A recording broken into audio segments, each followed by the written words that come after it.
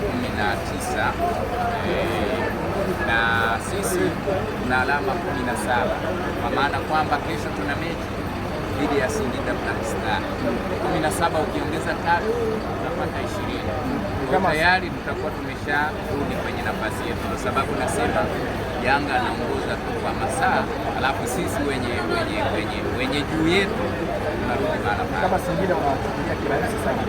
Sio kirahisi. Singida wanajulikana moja ya timu ambayo imesajili wachezaji si wa ndani mpaka wa nje. Ni timu ambayo imeshiriki mashindano ya CAF na kwa mafanikio, kwa hiyo tunaifahamu. Lakini JKT Tanzania nadhani unaijua kwamba ni timu ya aina gani, inatafuta nini, inahitaji nini.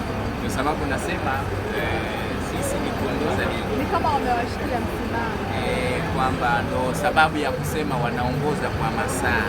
Yaani tukishaingia uwanjani sisi kucheza, tunakwenda pale kwenye nafasi yetu ya kuongoza ligi. Kwa hiyo watumie muda wa masaa kadhaa kabla ya kesho, basi watakuwa kwenye nafasi ya kuongoza. Lakini nina imani kwa maandalizi tulionayo, uwezo tulionao, malengo tulionayo, kesho lazima turudi kileleni. Kwa hiyo kama ikiwezekana pia kawaida yao, nadhani hilo sio la kuwakumbusha, wako tayari nadhani. Lakini kikubwa niseme tu kwamba sisi kesho tuko uwanjani dhidi ya Singida Black Star. Lengo letu ni kuhakikisha kwamba JKT inafanya vyema katika mchezo huu.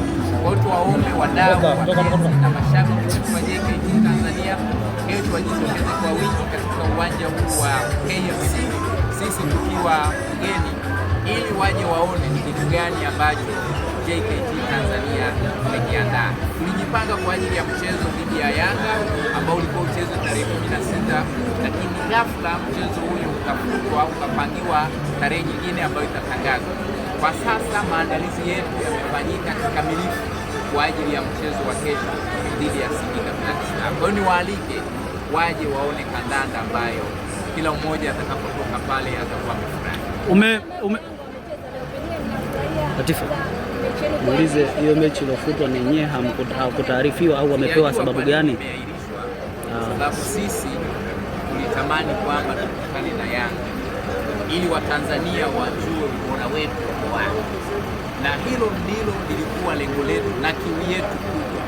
Tuliumia sana tulipopokea barua kwamba mechi yenu dhidi ya Yanga imeahirishwa. Unajua, ukicheza na anayedhaniwa anajua, alafu amchapa tena kichapo kile ambacho kila mmoja anashangaa, watu wanathibitisha na kukubali ubora wako. Kwa hiyo sisi tuliumia sana tulipoambiwa mechi dhidi ya Yanga imeahirishwa, itapangiwa tarehe nyingine. Sijui ilikuwa kuwaje, labda wenzetu waliona mbali kwamba kutia mguu pale mambo yatakuwa magumu.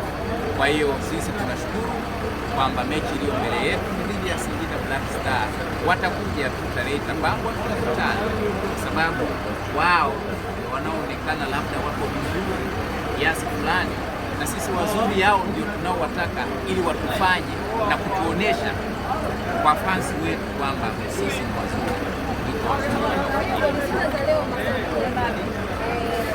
Amejileta mwenyewe, amesema rekodi zake, na hakika mechi ya kesho inaturudisha kileleni.